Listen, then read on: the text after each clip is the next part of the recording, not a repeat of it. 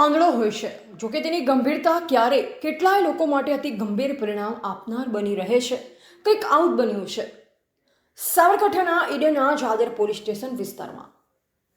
ગતરોજ 2 બાળકોનું અપહરણ કરનાર સ્થાનિક યુવકે પોતાની પ્રેમિકાને પામવા માટે સગા ભત્રીજાને દાવ પર લગાવી પ્રેમિકાના ભાઈ સહિત ભત્રીજાને આખો દિવસ અલગ અલગ જગ્યાએ ફેરવી રાત્રે પરત લાવી સબ સલામતનો દાવ કરનાર યુવક જ આખરે આરોપી સાબિત થયો છે. સાબરકાંઠાના હિંમતનગરના જાદર પોલીસ સ્ટેશન વિસ્તારમાં ગતરોજ એક ગામમાં શોભાયાત્રા હતી, જે દરમિયાન અચાનક 2 સગીર વયના 7 વર્ષીય તેમજ 9 વર્ષીય બાળકો ગુમ થયા હોવાનું ગામના જ એક યુવકે ફોન કરી પરિવારજનોને જાણ કરી.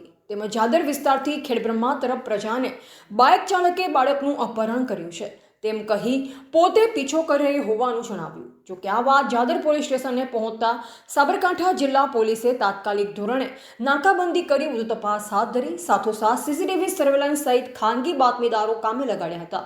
જોકે રાત્રે ખુદ આરોપીએ જ બંને બાળકો સાથે ગામમાં હોવાની વાત સામે આવતા પોલીસે આરોપીની અટક કરી, જેમાં કેટલાય ખુલાસા થયા, જે અંતર્ગત આરોપી પોતે જ અપહરણ કર્યા હોવાનો પણ ખુલાસો થયો. સામાન્ય રીતે બાળકોના અપહરણ થતાં સ્થાનિક વિસ્તારમાં ભારે ચકચાર સર્જાય છે. જોકે ગત રાત્રે પોલીસની ભાગદોડ તેમજ તપાસ વચ્ચે આરોપી પોતે જ ગામની ફેક્ટરીમાં બાળકો સાથે હોવાનું જણાવતા પોલીસે આરોપીની અટકાયત કરી હતી, જેમાં આરોપીએ પોતાની પ્રેમિકાને પામવા માટે પ્રેમિકાના ભાઈનું અપહરણ કર્યું હતું. સાથોસાથ કોઈપણ વ્યક્તિને તેમાં સાથ ન જાય તે માટે પોતાના ભત્રીજાને પણ પ્રેમિકાના ભાઈ સાથે રાખ્યા હોવાનું ખુલ્યું. જોકે હાલમાં પોલીસે આ મામલે વધુ ઊંડાઈથી તપાસ હાથ ધરી.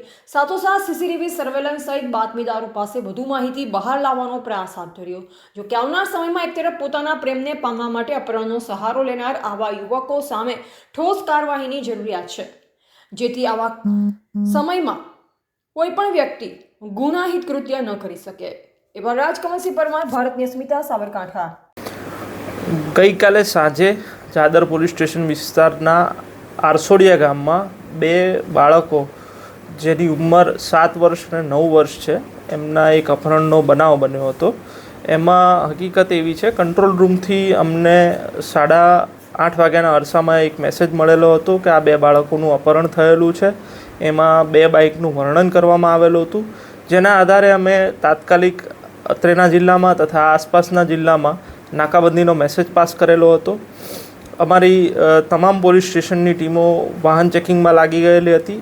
એ સિવાય અમારી એલસીબી, એસઓજી અને સ્થાનિક પોલીસ સ્ટેશનની ટીમો ફિલ્ડમાં ઉતરીને જે સીસીટીવી છે તે, અન્ય ટેકનિકલ માધ્યમો તેમજ હ્યુમન ઇન્ટેલિજન્સના માધ્યમથી આ 2 બાળકોને શોધવા માટે કાર્યરત હતી. એ દરમિયાન આ 2 બાળકો અને દેવરાજ કરીને એક વ્યક્તિ, જેનું કહેવાનું એમ હતું કે હું આ લોકોને શોધીને લાવ્યો છું, એ ગામની પાસેની આવેલી આમ્રપાલી ફેક્ટરી પાસે મળી આવેલ. ત્યારબાદ આ બંને બાળકો અને દેવરાજ છે એને પોલીસ સ્ટેશને લાવવામાં આવેલ હતા અને તેઓની પૂછપરછ કરવામાં આવી હતી બનાવ અનુસંધાને, જેમાં યુક્તિ પ્રયુક્તિથી દેવરાજની પૂછપરછ કરતાં તેણે જણાવેલ કે આ જે બંને બાળકો પૈકી એક બાળકની બેન સાથે એને પ્રેમ સંબંધ હોય અને એ એને બોલાવતી ન હોય, એટલે આ બાળકનું અપહરણ કરીને એને બ્લેકમેલ કરીને એની સાથે એ વાતો કરે, એની સાથે સંબંધ રાખે, એ માટે થઈને એને દબાણમાં લાવવા માટે થઈને આ પ્રકારનું એણે પ્લાનિંગ કરેલું હતું. ત્યારબાદ જે બાળકના વાલી છે એમણે જાદર પોલીસ સ્ટેશન ખાતે આ દેવરાજ રાઠોડ વિરુદ્ધ ભારતીય ન્યાય સંહિતાની કલમ 137(2) મુજબ ફરિયાદ નોંધાવેલ છે, જેની તપાસ હાલ જાદર પોલીસ ઇન્સ્પેક્ટર એચ.જે. પટેલ નાઓ કરી રહેલ છે. હાલ આરોપીની ધરપકડ કરી વધુ તપાસ ચાલુમાં છે.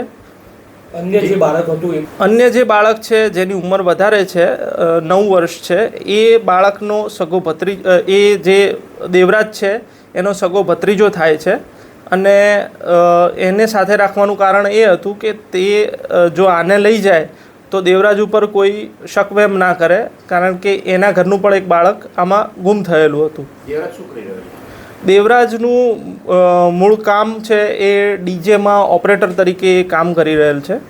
આરોપી જે છે બેઝિકલી ગામમાં એ દિવસે વરઘોડો હતો અને આ બાળકો વરઘોડામાં રમી રહેલા હતા સાંજે 7-7:30 વાગ્યાના અરસામાં. અને એવામાં જ આ જે દેવરાજ છે એણે કલાક રહીને ગામના એક વ્યક્તિ જે આ બાળકના મોટા પપ્પા થાય છે એને ફોન કરીને જાણ કરેલી હતી કે આ બે મોટરસાઇકલ પર આવેલા ઈસમો આ બંને બાળકોને ઉઠાવીને લઈ ગયા છે. હું એમનો પીછો કરી રહેલ છું અને હાલ હું ઈડર સુધી પહોંચ્યો છું ને મારું બાઇકનું પેટ્રોલ પૂરું થઈ ગયેલ છે અને હું આગળ તપાસ કરી રહેલ છું.